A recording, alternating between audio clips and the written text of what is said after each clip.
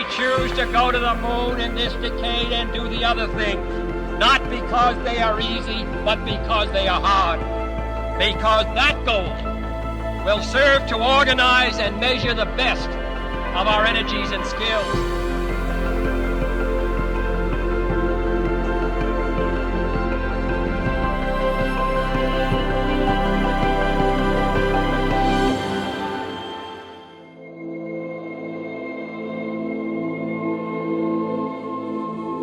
Castrol's been active in space for over 7 decades, and this is where it all began. This is Apollo 17, and this orbited the moon. When you look at this piece of equipment, you can see lots of metal-to-metal contact, lots of moving parts, and for that to work, it has to be lubricated. And that's where Castrol's journey into space started.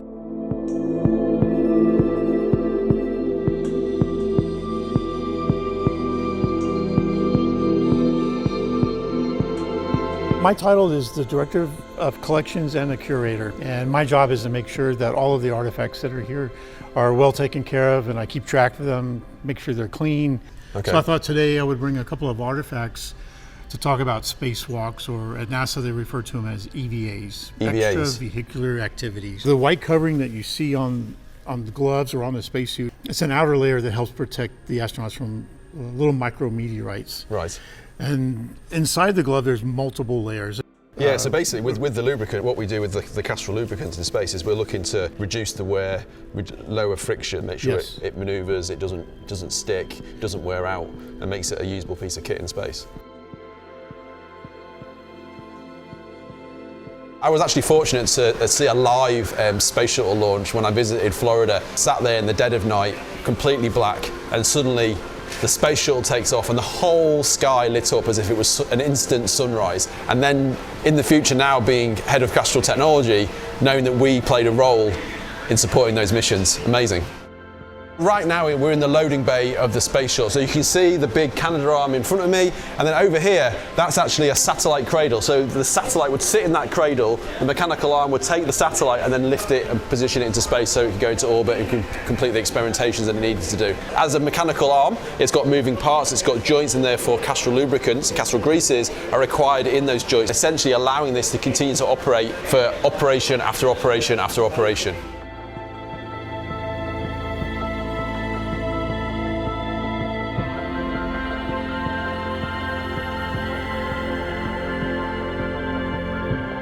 When you stand here, you really get a sense of the scale of the space shuttle.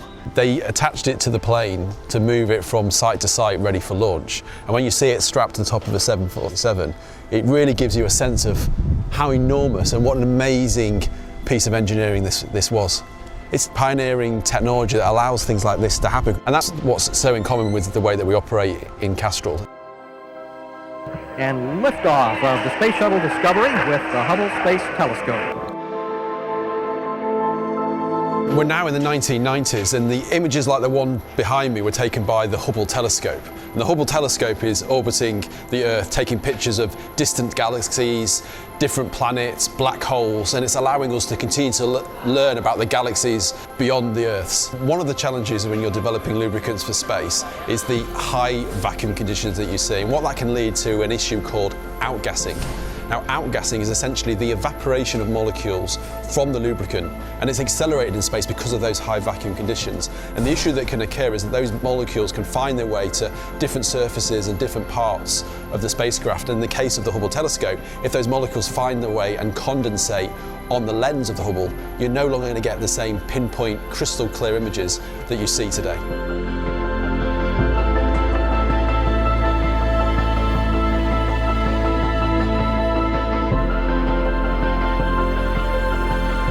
So we've now reached the year 2000, and up above me is the International Space Station. True life scale, this is actually the length of a football pitch, so pretty big. When you're developing products for projects like this, collaboration is really key. So as experts in lubrication, we understand the fluids, we understand how the fluid behaves. In the case of space, in some pretty extreme conditions. There's a famous story of where a lubricant did fail early on in the building of the International Space Station. Okay. And there is I'll call it a mast. It's where the solar panels are on a really long mast, and that mast turns on like a rotator, like a wrist. Yeah. And that lubricant had failed, and the astronauts inside could feel the whole space station vibrating whenever that was moving, because the solar panels will always move to tilt towards the sun. Yeah. And then on a couple of missions later, NASA had a plan. They used the Castrol product. It would probably break out as product. Yeah. Exactly. Yeah. So the astronauts went out. One of them was a woman named Sunita Williams. Yes. And they went out and cleaned up the metal filing, and then they put down the new lubricant. And everything worked fine after that.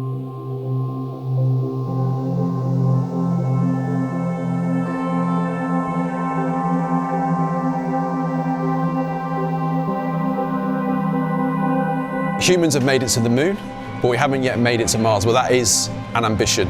And typically what we do is we send rovers to explore these planets before we send people. And that's what NASA did in the 2010s.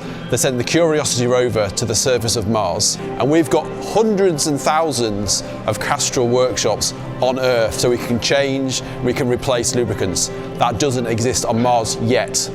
So therefore it has to last a long time. The Curiosity rover landed in 2012. It was expected to operate for only a couple of years, but it's completely outperformed expectations, and it is still in operation today.